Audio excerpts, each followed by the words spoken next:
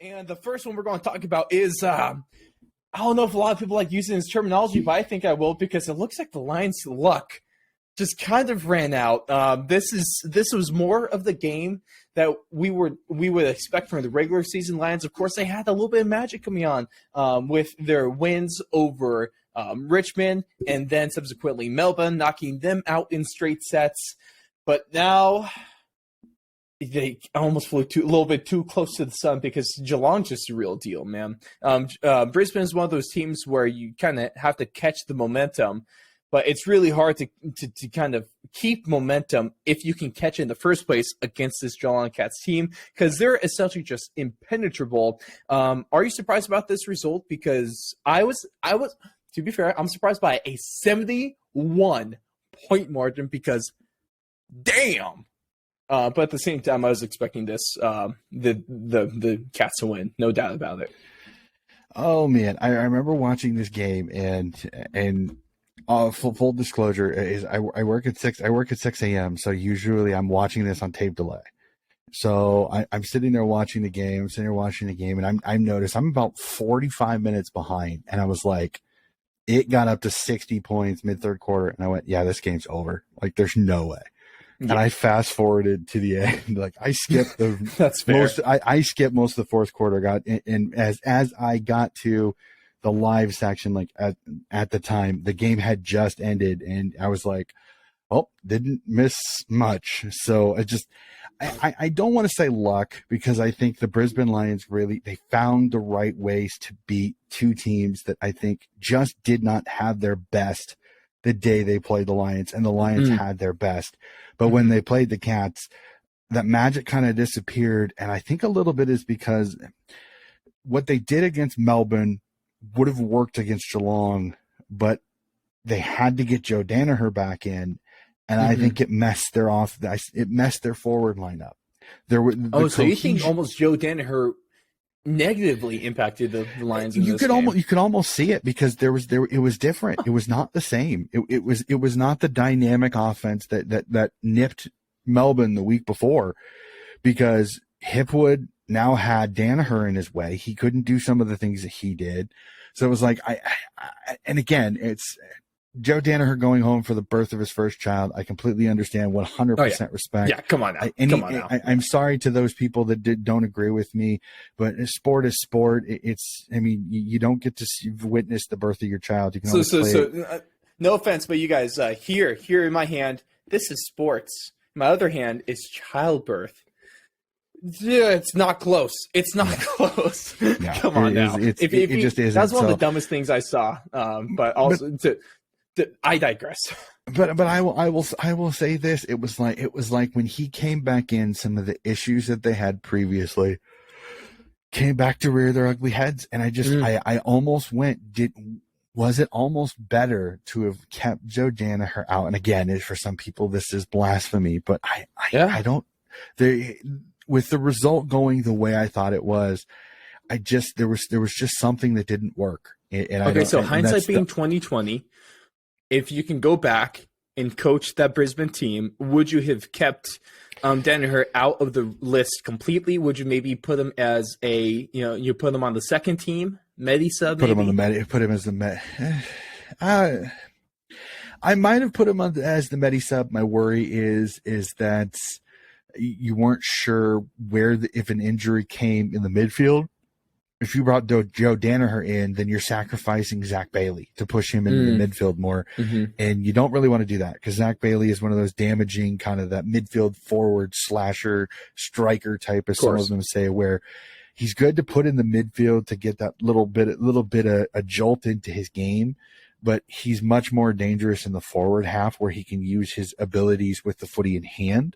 That I don't know if I would sacrifice that. So I don't know if I would go that far as to say Joe Danaher would even be the Medi sub. The way you beat Melbourne is the same way you can beat Geelong with that. You can't bomb it down the line to their intercept markers, and that's exactly what they did.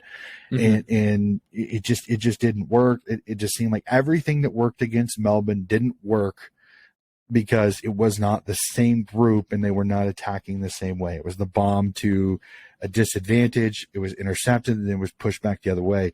when you've got Stengel, Close, and Brian Myers all fast, as quick as a hiccup, running at you, and you have to try to make your decision whether to tackle or to push back and make sure nobody gets out the back on you, you're up, you know what creek. So, so you look at it, the cats were their brilliant selves, which you were worried. I think some cat fans were even worried that would we have that after the bye week lull where they don't play as well. So thankfully that didn't happen.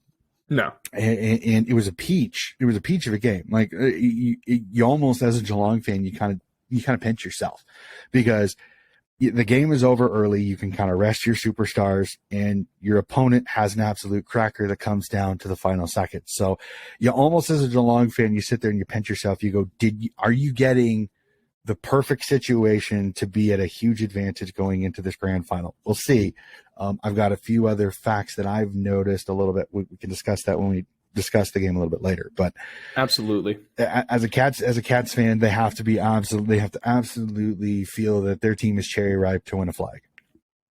And then let's move on into the second game here, because we had, let's just say the complete opposite of games when it comes to at least the scoreboard, because boy, did this come down to literally the last 3 seconds when we had to. It took until like the 5 seconds where they forced a rush behind for Collingwood to really put just the seal on this game. But the Pies' miracle season comes up just short, literally a point, or I guess technically 2 points short of advancing to the grand final. They were so close to pulling off the upset, but not just the upset, a comeback as well, where Sydney was up by a decent margin in the third. But if you take a look at the fourth quarter, I'm sure, Donnie, that's when the blood pressure really started to get going, because that defense for Collingwood kicked in at amazing time, because they held Sydney just 1-1, while they kicked 4-5, with that fifth being with one of those behinds being rushed. How are we feeling about this one? And I hate to ask the question. I don't want to be disrespectful to Collingwood, but the writing was kind of on the wall. It does suck. One of the horrible facts for Collingwood is they were going to this game. They were 6-0 in games where it came down to just 6 points or less. And, of course, they go 0-2 in the finals when it really matters in those kind of games. So I guess maybe their luck ran out. Maybe the magic ran out on them. Here's the thing. Let me jump in there. Okay. Again, okay. I said earlier in the preview, I said I'm worried the Pies, they've leaned way too much on a game style that is very dangerous. That it is risky. It is very, very risky. In this game, it showed. And everybody's like, well, they almost won. Yeah, but they didn't. And again, this is at all, not at all disrespectful to Collingwood, but it is a style of game that is not sustainable for every single game. You are eventually going to get burned, and it happened. It happened both in this one and in the qualifying final. Now, the qualifying final, a tiny bit different. Geelong kicks a goal late and then holds on to win. But as I kind of said during the regular season, I said, I worry about this Collingwood team, because if they get beat by a tight margin, will it affect them? This was a game that if you look at the stats, if you look at the stats, this should have been a bigger win for Sydney. Yes, but the fourth quarter. But here's the thing. Here's the thing. This game really turned, and I agree with this, and it's hard not to argue this. When Sam Reid went out with his abductor injury, this game flipped on its head. It went from Sydney looking like they were going to win this by 20, 25, 30, because Collingwood got jumped, which was exactly what all of the experts had said Collingwood would do to Sydney, because Sydney had the week off. Sydney jumps Collingwood, gets a 20-point lead early in that game, and they really, for most part, kind of went back and forth then with the goals. One would kick one would kick another. So it really was a back and forth game, but it was one of those Collingwood would score a couple of goals, and then bang, Sydney would kick 2 goals and they'd take a bigger lead. Collingwood would kick a goal. Sydney would kick 2 goals. Collingwood would kick 2 goals. Sydney would kick a goal in response. This really was a game where it was a pretty sustained lead for Sydney most of the way. It's that fourth quarter.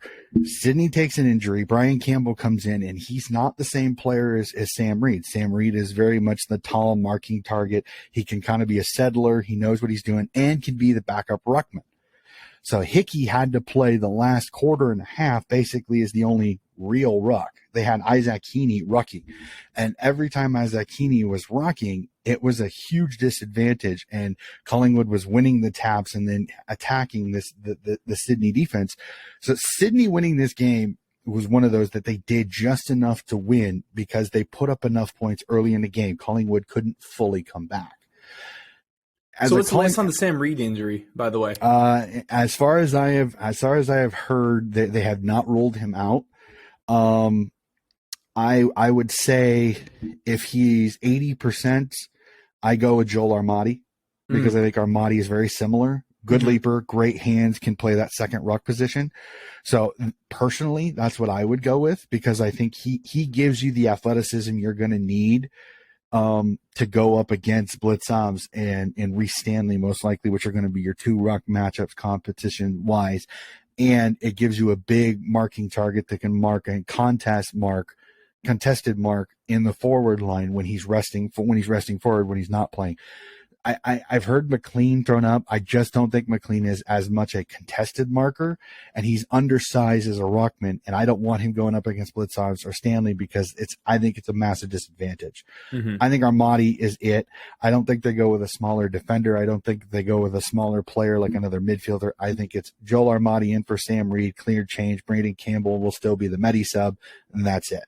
If that change happens, like I said, I don't know. I haven't heard anything bad. I'm hoping that no news is good news when it comes to Sam Reed. So that's how I take it. Now, the one thing I want to say is for the Collingwood fans, oh my gosh, like you have yourself an incredible team there. The thing I worry about here is you can't repeat this next year. You cannot repeat this next year.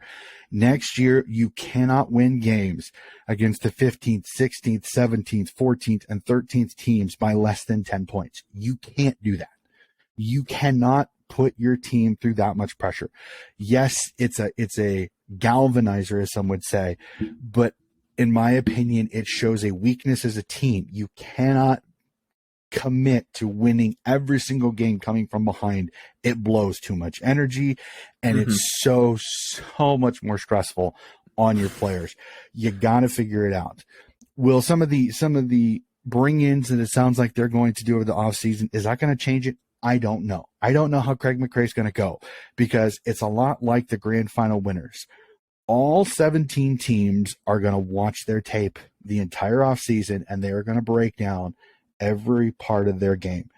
And Collingwood's going to be one of those that they are going to do that. So if Collingwood thinks they're going to be able to do that next year, they're going to be hurting. They're going to dip back down the ladder if they don't find a way to be much more consistent, beating bottom 8 sides and beating them handily. So great season, Pies. It's great to hang your hat on after a 17th place season. I still say I agree with one thing that I've heard from a few pundits. I don't think they were a 17th place team. I just think they had a bad year where everything went horrible. They had a pretty darn good list, and they got a good draft pick in Nick Dacos, who's one of the best rising star, absolutely magnetically good player. And he clicked into this team, and it kind of made a good team better than it already was.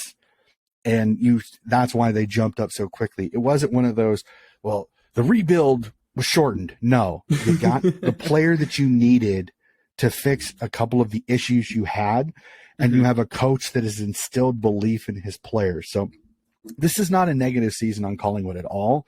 My only worry for Collingwood fans that I've said is that you cannot rely on this type of footy. You can't. You have to be better next year at putting teams away, because it will burn you eventually. Their 3 losses to end the season were to Sydney, Geelong, and Sydney, the 2 teams that are in the grand final. It's nothing to say bad for, but it shows that they're not there yet.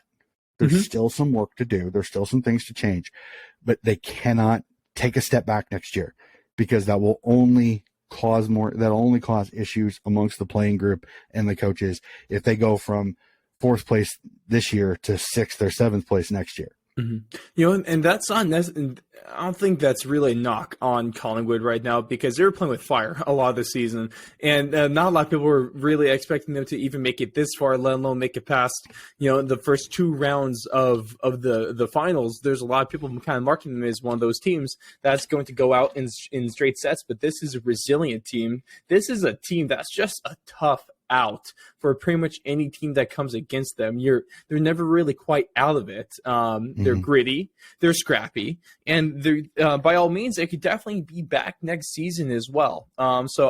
When I say this, like, I don't mean is a knock on them, but almost you gotta be happy to even make it to the preliminary finals. This was a team of miracles. There's a team of destiny, it felt like at times.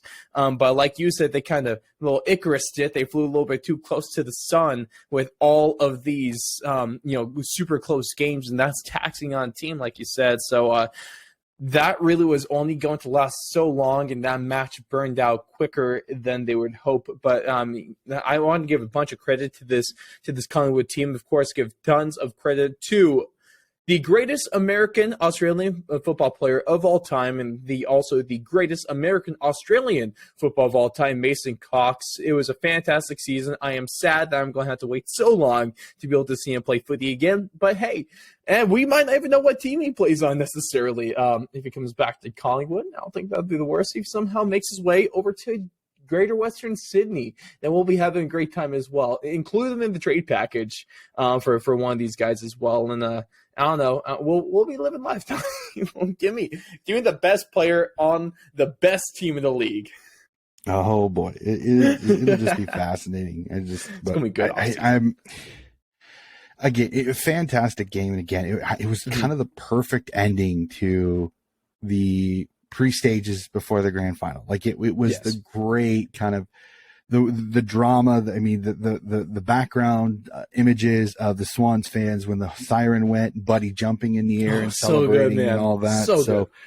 So there were great scenes. And again, the Collingwood Magpies, the Collingwood Army, they traveled, they were boisterous, and I respect the hell out of them. I know some people are like, Collingwood's you love them or hate them team. I respect Collingwood because I think they found lightning in a bottle. I think they're almost turning out of that role. Maybe they're climbing out of that. I think everybody loves Craig McRae. Like they love him so much because he's so like he goes like I saw this. He goes up to every journalist before the press, and he shakes every single journalist's hand. Class. He greets them before he even starts answering questions. So it's like Coach McRae, like he's just that good old fashioned salt of the earth type of guy you just can't hate. So it's like he's kind of, and it's kind of seeped into his players a little bit. Some not so much, but we won't go there.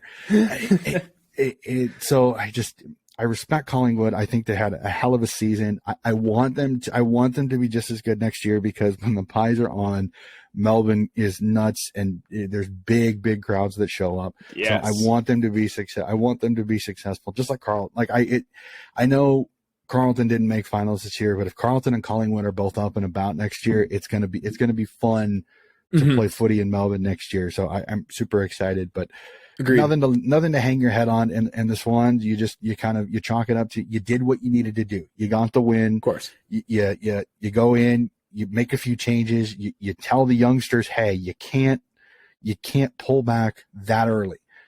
Yes, Sam Reed was hurt, but you can't. You still have to try to find a way to attack. You won the game, but you won it by the skin of your teeth, and you learned something from it. So it's one of those few win, but you're not going to cover the cracks because you won, because you realize those cracks need to be addressed if you want to go up and beat a very good Cats team in the grand final. Absolutely, and one of my favorite things I saw from at the Magpies. Last note about this before we get into kind of a grand final full-on preview for it is one of the things I liked and really speaks to the character of this Magpies team is that after the siren, not a single one of those players was laying on the ground. Every one of them was standing up. We're shaking hands. We're talking with each other. Of course, their heads might have been hanging a little bit, but you can't really blame them for that. But this was a team that has you have to tip your cap to them. This is a team that should be holding their heads up high because it was a great season, man. It was so much credit to this Collingwood Magpies team. Hopefully they have a good off season, and then like you said, Donnie, like I hope they're back because this is a fun team to watch. You know, it's a great team. They keep things close. Of course, I might say they're fun because I'm not one of their fans. I have to have a heart attack every single round. But nonetheless, still fun. And man, this really was just a heck of a preliminary finals. And I gotta say, we kind of needed this Swans and Magpies game because both are blowouts. We've been kind of a letdown given how the finals have been playing out so far. But there we go, Collingwood making this one close in just the way that only they know how.